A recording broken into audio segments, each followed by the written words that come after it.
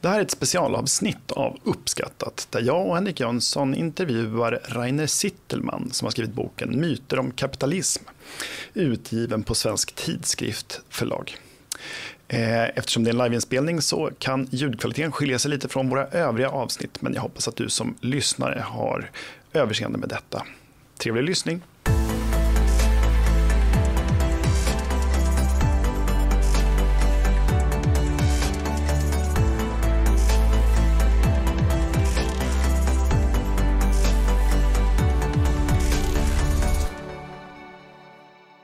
Very nice to be here, sitting here with you, Dr. Rainer Sittelman, and Henrik Jönsson, who needs no further introduction, I think.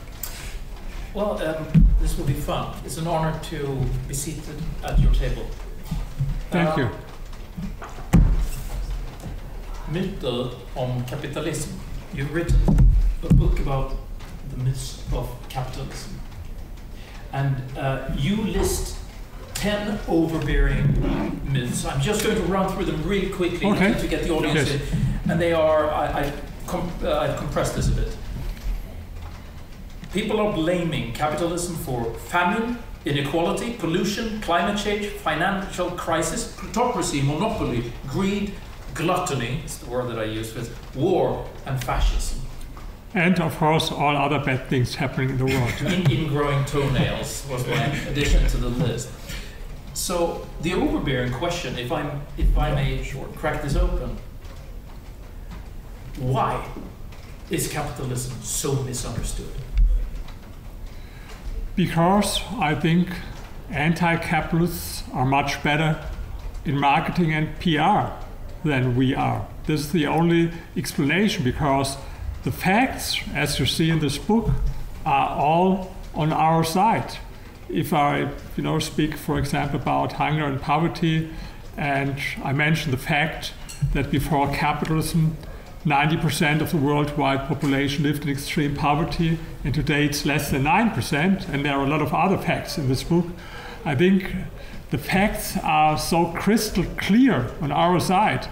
If the anti-capitalists are much more successful with their agenda, it has only one reason.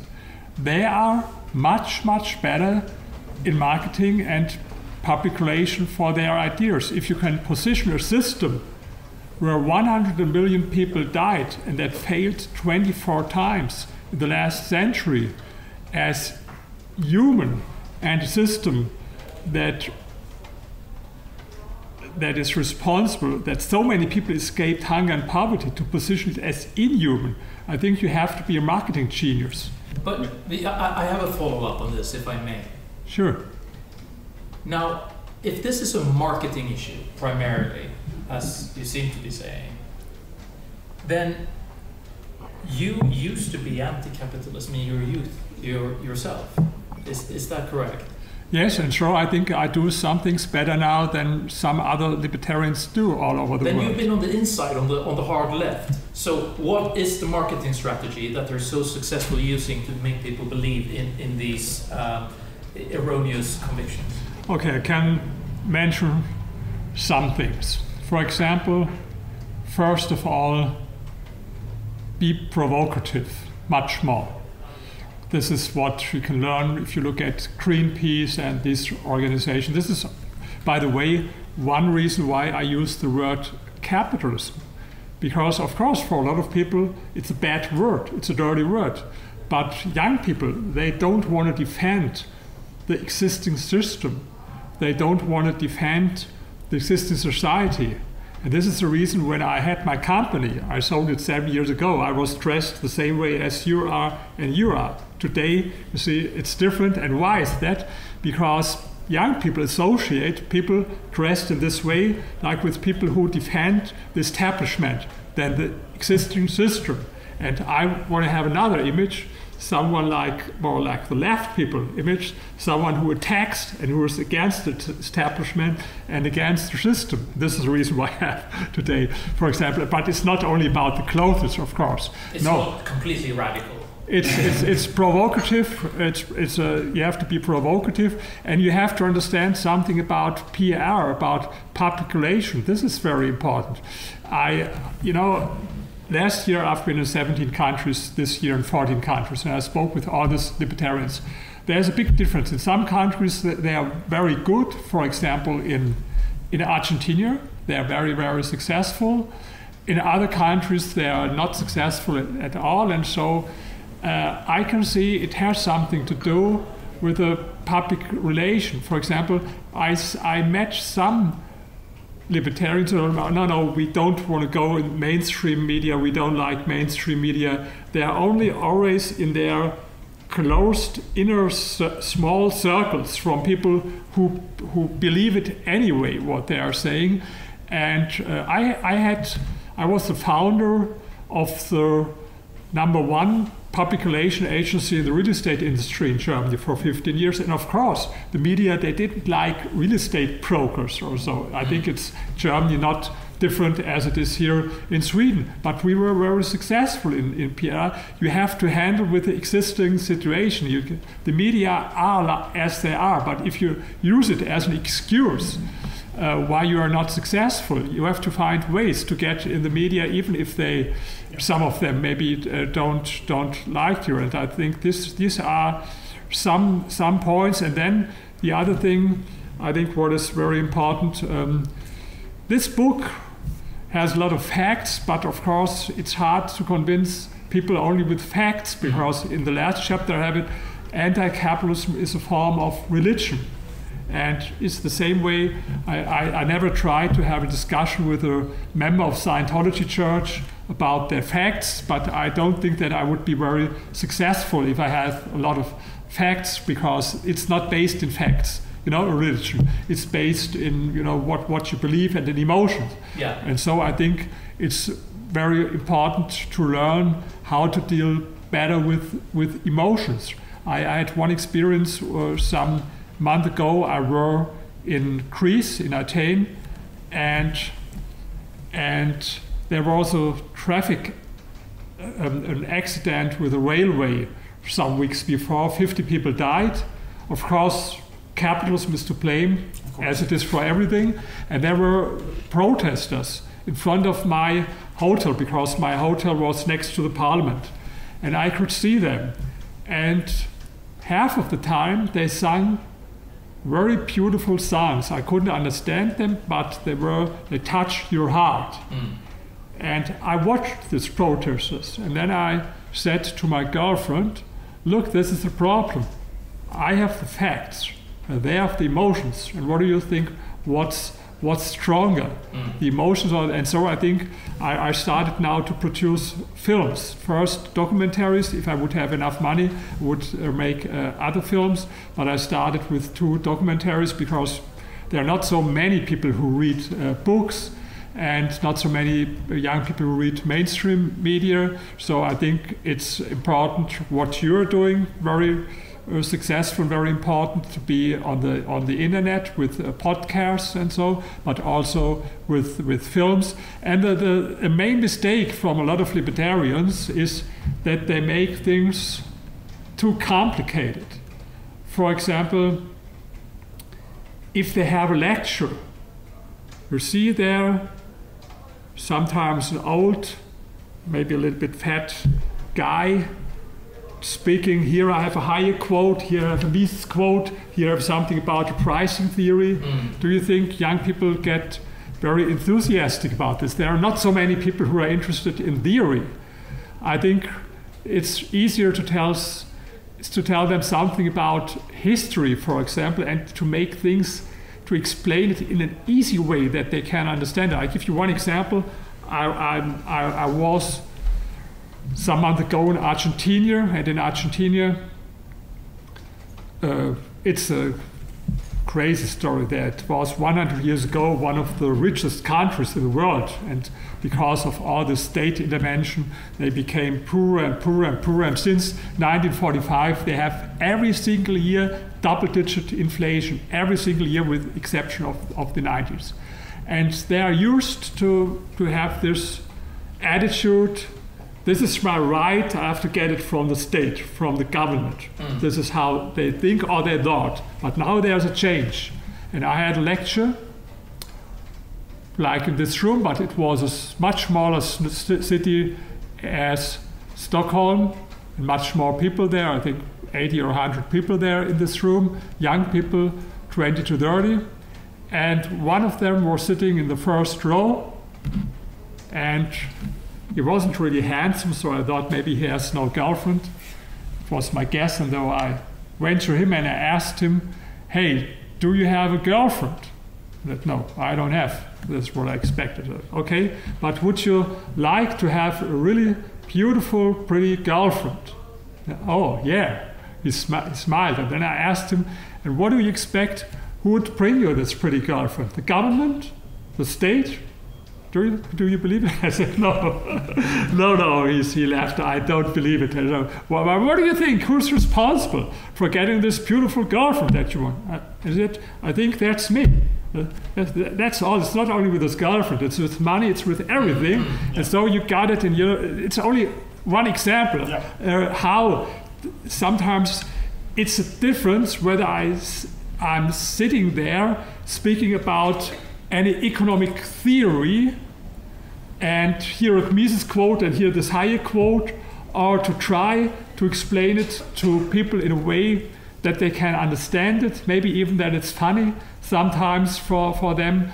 So you asked me what could we do different, and of course the problem is are not the anti-capitalists.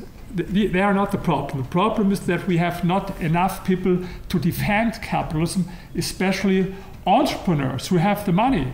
And I know all these think tanks, they have problems to get enough money. And this is so if you don't have enough money, you have to have more fantasy. And my recommendation is every libertarian organization should analyze what do the left and green people do, and then look what can we copy from Greenpeace, for example, or here in Sweden you have this Greta Thunberg or some people like this. She's successful all over the world. I don't think today in Sweden, but in Germany she's very popular. So I think we can learn something from her. Packaging, I think we want to get you in this conversation as well, Christian. Thank you for a great book. I think your argument is very compelling, and I do enjoy every bit of it. And thank you. I would like to say, could one of the problems with, because you make a strong argument, and when you read it, you see, or at least if you're a firm believer as I am, my convictions are confirmed when I read this. But how to get this into a broader audience, how to pick up the left? Because one of the problems that I see is what I think Thomas Sowell said, that the left has an unconstricted version of what they want to achieve. And we who are capitalists, we don't promise to fix everything. We're just saying this is a system that actually works. But for you to be happy or make money, we won't be able to provide you with it. You have to do it yourself. But in this system, you can succeed. What the socialists say, they say, you don't have to do anything. If we just snatch somebody else's money, we'll give it to you. And maybe we can give you a pretty good looking girlfriend as well. Isn't that the problem? They promise everything. And even though you see them failing time and time again, I mean, Venezuela now it's heartbreaking to see what is happening, and some of us warned about it years ago, and there's not much reporting on that. Isn't our pitch, isn't it, you have to work for yourself, but we will, in this system, you can succeed. That's all we're offering, isn't it? Yes, of course this is a problem, and Hayek, he recommended, or sometimes he spoke about it, that we have to have something like an utopia, like our utopia. But of course, if we are honest, and we are honest people, we can't promise a perfect world without any problems. And I know there are some libertarians who have their utopia of a perfect society.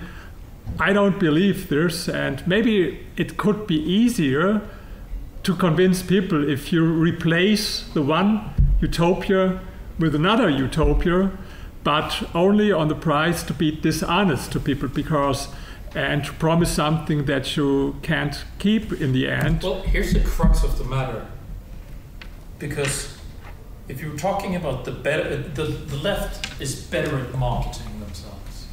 Well, it's easy to be better at marketing if you're packaging something that is a utopian lie and say, we'll give you everything, we'll give you this. Of course, that's an easy sell compared to it's much more intellectually demanding to understand something that is based on the truth and the truth of we have to arrange a system so that you have the opportunity to succeed, but we will not tell you how society is going to look, exactly what the bra size of your girlfriend is going to be, because all of that will be up to you.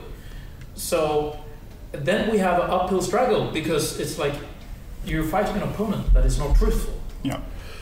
Yes, and this is what, but we have one advantage. This is true, we have one advantage. We can show that all these experiments in the last 100 years with anti-capitalist systems failed without any exception. And this is our advantage because, yes, it's true, it's a disadvantage. This is what I admitted before, that we don't have this utopia. But none of those experiments were actually real socialism. Yes, and this is the thing. This should be the core that we, because it's ridiculous. I explain it sometimes. I like to explain this in more easy words when I talk about it. I give you another maybe funny example. Imagine a housewife bakes a cake and she invites guests the weekend, but they get sick, even they have to vomit. And she understands, okay, something was not correct with the recipe, I have to change something. She makes some modifications and bakes another cake, and again she invites guests next weekend, and what happens? They get sick again and they vomit. It wasn't real cake. And and she understood, no, some of the things, I have to change it. It was not the right way. I have to do it in another way. I take the same recipe, but with some other ingredients. And what happens? Guests get sick again and vomit. And she does it 24 times.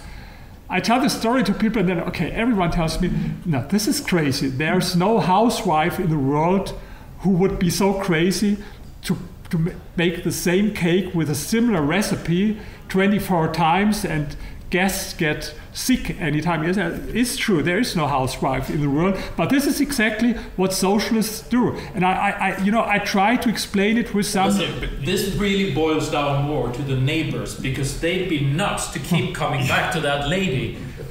Yeah, but the thing is, the lady can't put them in jail and force feed them the cake, because that is what happens actually. Yes, or maybe I'll give you another funny example. If they speak about utopia, I ask people, they compare their vision of a perfect world with a reality. Yeah. This is the problem. And then I ask them, or maybe I can ask you, are you married? Yes. Again, are you happy with your marriage? Absolutely. That's great to hear, and I think... She's watching. She's watching here, okay. So you have no alternative to say something else. But I think, hopefully it would be a surprise if you come home later, or you meet her later, and she says, okay, we have to talk about something, and it's about divorce. And why? She started to read this romantic love novels about perfect love, where people kiss every morning, the breakfast, and everything's in harmony. And then she says, I compared our marriage with these love novels. And her life is like that. Yeah, it is, and it's not exactly, maybe it's not exactly like it is. And I think you would say, okay, isn't it more fair to compare it with our friends? Yeah. And I think then it's really a great marriage and not with a book. And so, I have always sometimes this examples. I think this is something, if you want to understand me, I'm a scientist on the one hand. I wrote 27 books. I publish in scientific journals. I have 2 PhDs. But on the other hand, I was the founder and owner of the most successful public relation agency in Germany. So I'm what is maybe not happens not so often. I'm a combination on the one hand of a scientist, on the other hand, marketing. And you see, you asked me before when we met me whether I do it alone or whether I have an organizational background. No, there's not an organization. I do it alone. And when I tell you what I do alone, I publish this book in 30 countries. I mentioned this. I go to all of these countries. I speak with them. I speak with think tanks. I produced this year a film. I produced last year a film. The one is Life Behind the Berlin Wall. Everyone can get it for free on the internet, on YouTube. The other one is Poland from Socialism to Prosperity. I'm writing articles about these topics for more than 10 newspapers all over the world. So I do it as a one-man show, you know? And now imagine if I would have a think tank or organization, maybe with 100 people, what I could do. I think really the problem is that most, I met a lot of libertarians. I was now in Korea, and I was with a professor, and I told him when I was last time here in Korea, I had this interview here in this TV show. Why is it not this year, this time? That yes, I asked them, but they didn't answer. And I said, okay, ask them again. And I said, no, you have to understand, they did not answer. It's a polite way to say no. Well, they don't care about it. Ask them again. That no, I think it's not polite to ask them again. I told him, polite is for losers.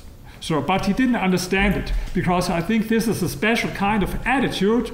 And it happened for me very often with PR, that people explain to me why things do not work. I worked with a lot of PR agencies all over the world, and there were a lot that promised a lot, delivered little and cost a lot in the United States. Now I have a good PR agency there. I worked with 4 of them.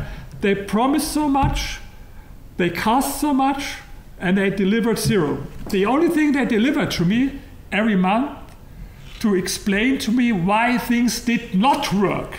And I told them, okay, I was the leader of a PR agency. I never had a client who paid me 10,000 euros a month for explaining him why we get no results. I told this always to my employees. If you bring me a client who's happy when I explain him every month why things do not work, I'm happy, but I couldn't find this client so far. And I think this is a question of the attitude. How do you do these things? And let me add something about these think tanks. I admire them. There are a lot of great think tanks in this country, but also they make a lot of mistakes. They live from their donators. And then they're very proud to tell me we are a non-profit organization. Non-profit, yes. You talk every day how important profit is, but you're a non-profit. And this is the way how you work like non-profit. For example, they publish a book, and then they're not interested whether they sell it or not, because the donors paid them the money to publish the book. They're not interested whether they sell it or not. It makes not a difference for them. And so only you asked me about, this was some points about excuse me when I'm a little bit critical about the weakness. Because I try to analyze and I look what works and what does not work in a lot of countries. But I think Henrik and you are alike, because you're an entrepreneur as well. Yes. And you're a one-man army as well. Great. Yeah, you are. To some extent, I'm not quite Chuck Norris, but almost. I do try as well. I'd like follow-up question on that, to be concrete. You're quoting, amongst others, Joseph Schumpeter several times in this book. Now he's one of my favorite economists. In his book, Socialismus, Kapitalismus und Demokratie, one of the themes that he elucidates is that capitalism is going to release all this wealth into society that will create a class of mediocre people with higher education. And they will eventually just start voting capitalism out of power so that they can have a higher status in society. Now, the trajectory of the Western world right now certainly seems, to my eyes, to be moving in the direction that Schumpeter described, towards this class of very entitled young people who have educations that are not asked for by the marketplace, but they're voting themselves into positions of power.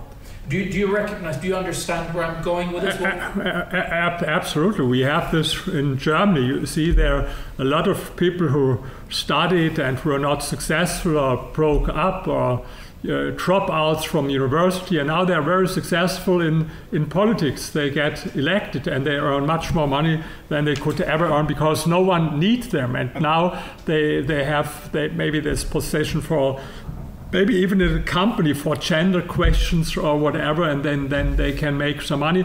I think it's a problem with intellectuals in a broader sense. And I have another book that is not published now in Sweden. In English is The Power of Capitalism, and I have one chapter, I think it's one of the best things that I've written, why intellectuals don't like capitalism. And I think this is the key question, because the root of all this anti-capitalism is not the workers' movement.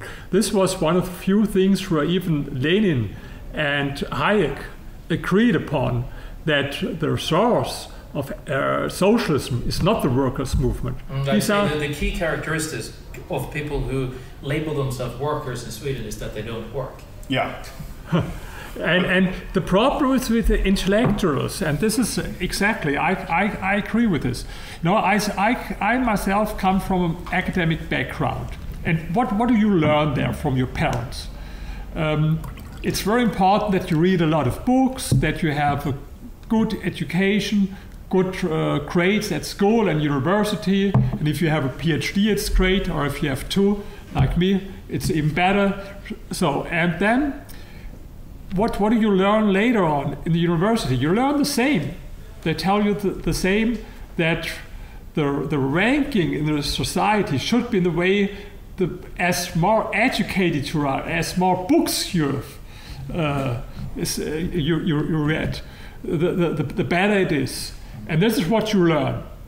And then later on in life, you see that maybe your former school neighbor who was bad at school, and maybe he wasn't at university, and he read only very few books, but now maybe he has 10 McDonald's franchise or whatever, or a small company, that he has the bigger house, the nicer car, and the worst thing, also the prettier wife. And then they think there's something wrong with the market. There's something wrong with the market, because if it would be fair, I read more books than he did. And so how is that? He doesn't understand it. Isn't that easy for people to say, well, I didn't succeed, but it's not my fault because it's a corrupt system. The system, sure. It's something wrong with the system. So that's an easy way out, because in capitalism you won't have anyone else to blame but yourself. Yes. And it's kind of tough for people. Absolutely. And so I think it's very important. Capitalism is not only an economic system, but for me it's like a kind of philosophy that you are responsible for your life. That's a hard sell. Yeah, it's a hard sell. Since we're talking about marketing, that's a very hard sell. For example, but how can you explain it to people? I wrote a book, for example, about disabled people. And when I speak to people, I tell, for example, one story. I will tell you also the story. It's about a man who was born 1930 in the United States. He was black, what I think was a bigger problem in 1930 than it is today. He was born in the poorest neighborhood of his hometown, very poor. He never met his father. His mother died when she was 31 years old. His only brother died in front of his eyes when his brother was 6 years old. With 7 years, he became blind. So I think a lot of challenges for one person. And do you know who it is? No. Yeah, I read your books, I know. So you know it.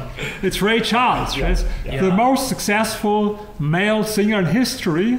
Yeah. And he was successful. This is only one example. These are the stories I tell in this book about disabled people. And there are a lot of others. I spoke with someone. And I think we shouldn't speak only about economy and theories. I think we should speak about people like this. I tell you another story. Someone, I had an interview with him. His name is Eric Weinmeier. He was also blind. He became blind with 30 years. First, he climbed the Mount Everest, and it was not enough for him. Then he climbed the 7 summits, the 7 highest mountains, 7 continents, in spite of being blind. And I have another, I spoke with another one, he has no arms. He was born so. No arms. He's one of the most successful hornists in the world.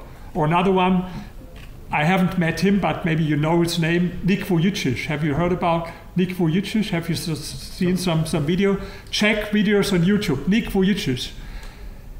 He was born with no arms and with no legs. No legs, no arms. He's one of the most successful motivational speakers in the world. He met in 17 countries, president, statements, prime ministers in 17 countries. He had an audience of millions of people. And if you look at his book, he has a very beautiful wife. He has 4 children.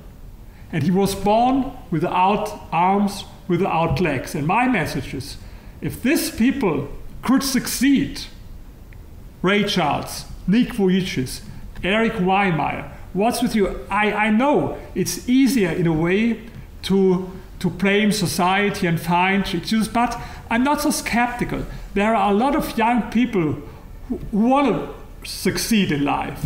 And they are not all in this way. If you tell them, oh, wait till there's perfect socialism and then everything will be better. No, there are a lot of people who are interested in these messages, how to be successful in life. This is there. Maybe they are much more interested than in capitalism or socialism and this thing. How can I succeed? How can I earn money? And this is the reason why I'm writing books, not only on capitalism. So I write another, for example, one of my most successful books in the world.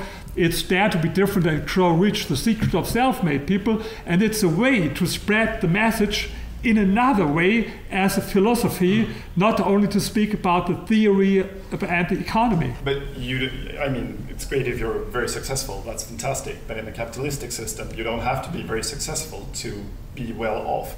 Because if the system works, if you have a job and you do it well, you don't have to be super successful. Sure. You could lead a good life, as well as whereas in a socialist country, sooner or later you will be poor and thrown in jail.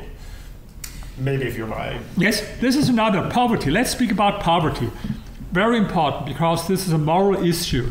And I think we should speak much more about poverty. You know, the topic of the anti-capitalists is inequality. They don't talk so much about poverty. Their preferred topic is inequality. I have it here about Thomas Piketty. Even he admits that the inequality was reduced in the 20th century because of First World War, Second World War, but then the bad time, according to Piketty, started in the 90s. The really bad time when inequality grew. But what happened in these years? 1981, 43% of the worldwide population lived in extreme poverty. Today it's less than 9%. So billions of people escaped poverty in these years. And I think this should be our message. We should talk all over the day about poverty because it's a moral issue. Because usually people think the leftists, they are on the side of the poor people, and the libertarians, they are on the side of the rich people. No, it's not true. What I tell always the people, for the people who are, who have a lot of power, who have a lot of strength, capitalism is not so important because they come around in almost every system, even in a dictatorship. Really important is capitalism for poor people, and we should tell the story to people how people escape poverty. So my new book is a book about poverty. The next book is about poverty. Well, here's a statement about why that's more challenging than one would think. I have the perception that socialists tend to change how they argue for why socialism is required. Yes. This used to be a lot more about finance and economics, in the last century. Then, after the fall of the Berlin Wall, and the horrors of the Eastern Bloc were exposed to everyone, they kind of regrouped and retracted a bit from economy. So, okay, plan economy, that's not really marketable. Now climate change. Yes. Now, exactly. So they move from topic to topic. Yes. But one of the characters you bring up in your book is Naomi Klein, who clearly has done this. She's not interested in the climate, but as a way to advocate a dismantling of the socio-economic system. The same thing with Greta Thunberg. That's right, and this is where we find a lot of the energy of the youth being directed right Absolutely. now. They believe in the end of the world, really, and the only way to fix it is more socialism. And there are two ways. There are two ways how to get the argument there. A lot of right-wing people, for example, in the United States, there isn't really climate change, or it's not so bad, and this. But I think this is not a really successful strategy. So I have another strategy.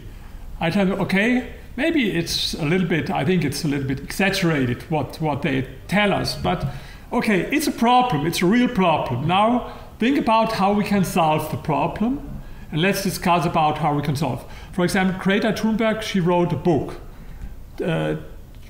I think one year ago, 7 or 8 months ago, with I think 17 other people.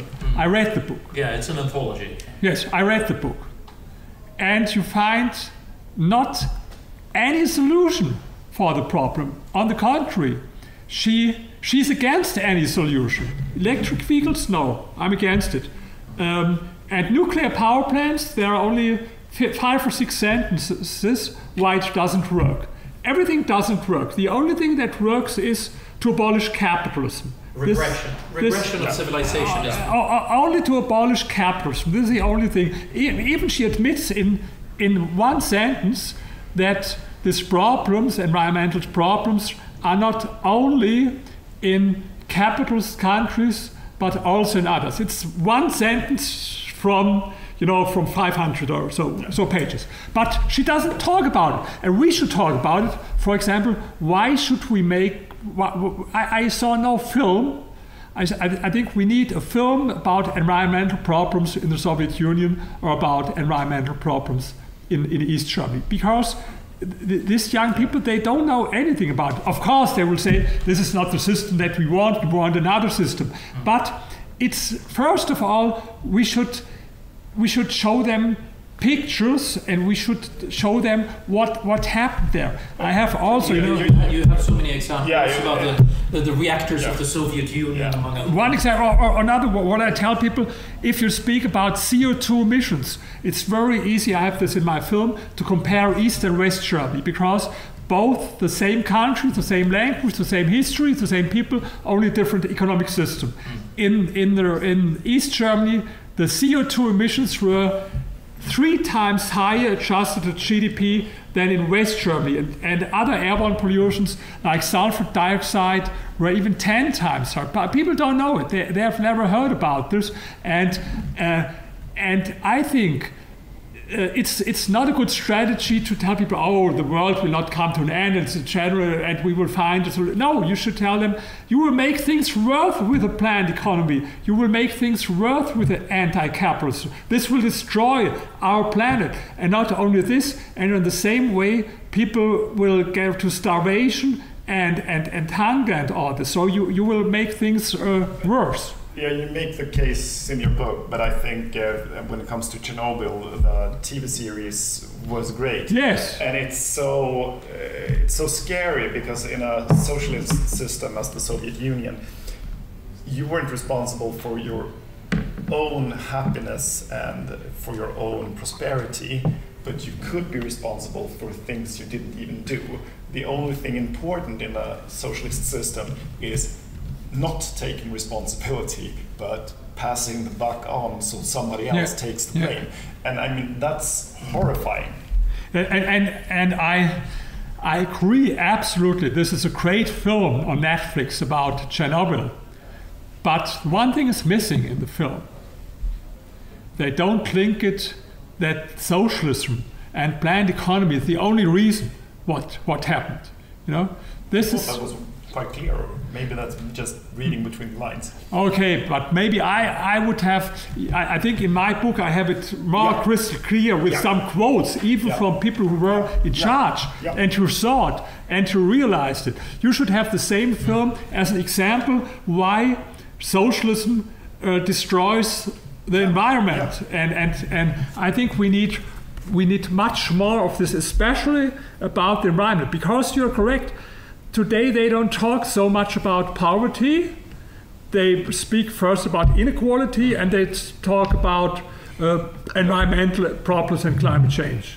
There isn't one problem that we face that politicians, especially when it comes to environmental issues, they say this is a great problem, and if you say we're leaving this to the market to find the solutions, it's not a political solution. Yes. You actually say somebody else will fix that, and they will.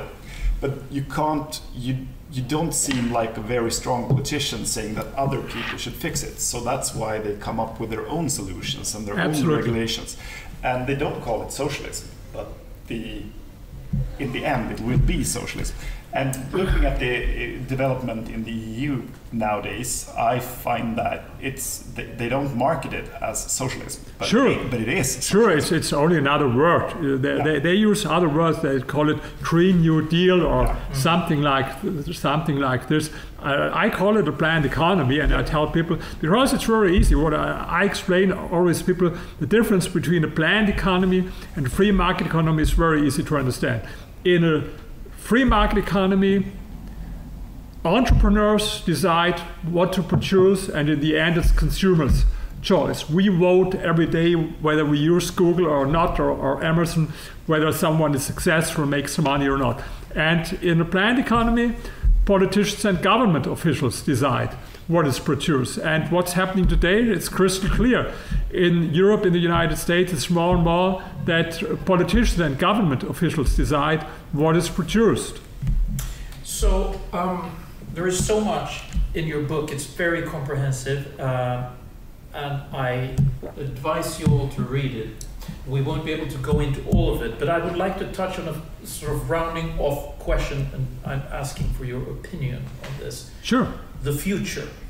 Where is the free West heading? Now, of course, everywhere in the world, not only the West, in the wrong direction.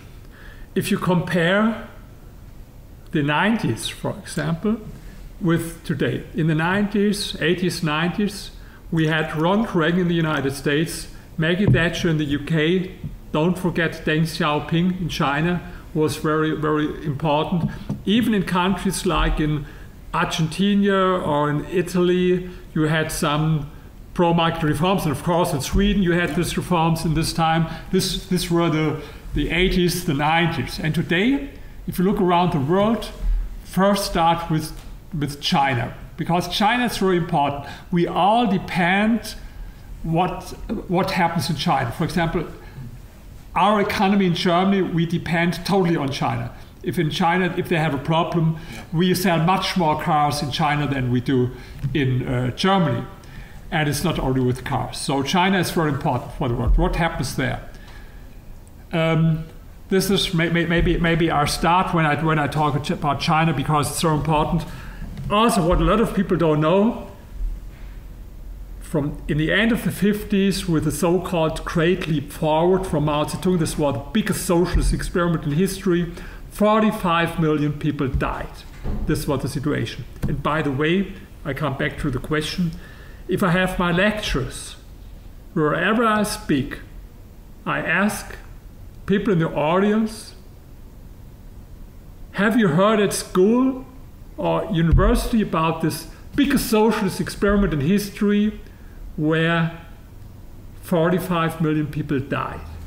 And whether I speak in Asia, in Latin America, in the United States or in Europe, and whether I speak to 20 people, to 200 or to 2,000, there are only very few people who raise their hand. They haven't heard about it at school. So then in China, 1981,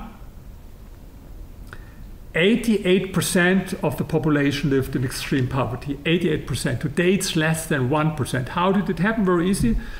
Because Deng Xiaoping introduced private property, made some free market reforms, and this was the reason. This is a good thing with capitalism. You don't need something like pure capitalism. Sometimes even a little bit drops of capitalism helps so a lot. This was the reasoning of Milton Friedman when he went to Pinochet.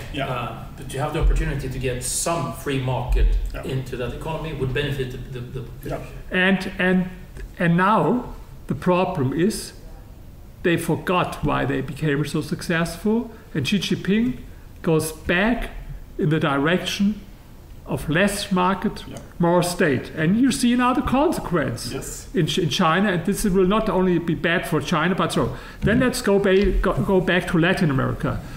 You know, Chile was the most successful country in Latin America with the highest standard of living. I've been there. It's in a way it's similar to some European countries, but in the last elections they voted for socialist in spite of being so successful. Not to talk about Venezuela, that they abolished democracy. Now, Venezuela, by the way, was 1970 one of the 20 richest countries in the world, and now it's so. And they voted for a socialist in Brazil, in Peru, in Colombia, and so almost all Latin America is going to be socialist next. So we were in Asia, China, now we go to Latin America. And in the United States, if you look what happens there, with this Joe Biden, with billions, trillions of, more debt, more regulate, Green New Deal, and all these things. And Donald Trump, I'm not a fan from Donald Trump, but he did some good things with some deregulation and lowering taxes. The corporate taxation, right? Some lowered taxes, this was good. On the other hand, he had this protectionism with more tariffs, and so it was a little bit ambivalent. But now, today in the United States, they go more and more in the direction of planned economy.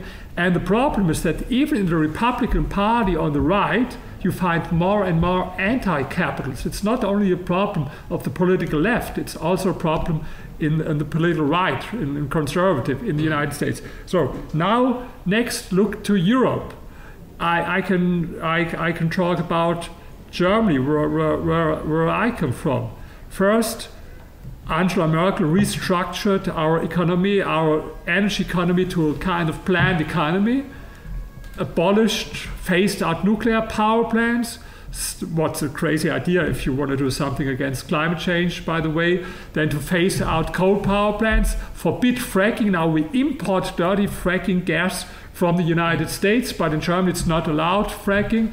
We import dirty electricity from coal power plants in East European countries, and we spend hundreds and hundreds of billions for something that did not work. And the next thing that we do now in Europe, not only in Germany, to forbid combustion engines, now the automobile industry is next thing restructured to a planned economy, that not consumers decide what kind of car they want to buy, but politicians decide what is the right car to produce.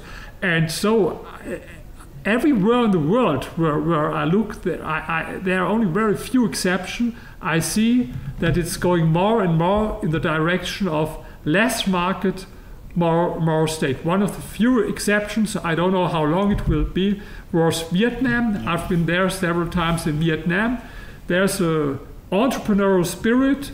And by the way, in my poll, I saw in the meantime, I did it in Vietnam. They love the word capitalism in Vietnam, and they are not envious people. And by the way, I was invited there from universities. They call themselves socialists and communists, but I can guarantee that it is much easier to find in Germany or Sweden or Marxist at a university than in Vietnam. It looks like those of us who want to defend liberty and the free market system, we certainly have our work cut out for us, given what you're saying. Now, sounds like we're living in a Ayn Rand novel. It is rather dystopian. It is rather dystopian. Would you like to conclude with something hopeful for the viewers as to contrast this rather gloomy? Yes, of course, because history is full of surprise. You know, I'm a historian. This is what you know. If you think about 50 years ago, who predicted, for example, what happened with the internet today? Who predicted the great change in China? Of course, it's sometimes always negative surprises. Who predicted that we have a war now in Europe from Russia? So history, there are not like Marxists think there are laws that everything is according to a law and then that you can predict. No, history is full of surprise, and I saw some surprises then on my travel in the world. For example, one of the surprises, I've been in Argentina. I spoke about before about Argentina. The biggest libertarian movement all over the world are saw in Argentina. Even they will vote for the next president, and they have an anarcho-capitalist professor for Austrian economics who will run for president, but he looks more like a rock star. Is Javier Milei. I couldn't met him, but I met the vice president of his party and a lot of other people. And for example, this was a surprise for me to see such a strong the young people there in Argentina. They don't believe in socialism. Or they are not right wing. They are not left wing. They believe in capitalism. And I spoke about Vietnam. They invited me to a workshop at the university. The topic was, how can we improve the image of rich people? I was never invited to such a workshop here in Europe. So history is open. You know, if I analyze things today, I can't make things better than they are. And there's not a guarantee. You know, some people think things have to become worse. And if they become very bad, then there will be a solution. No.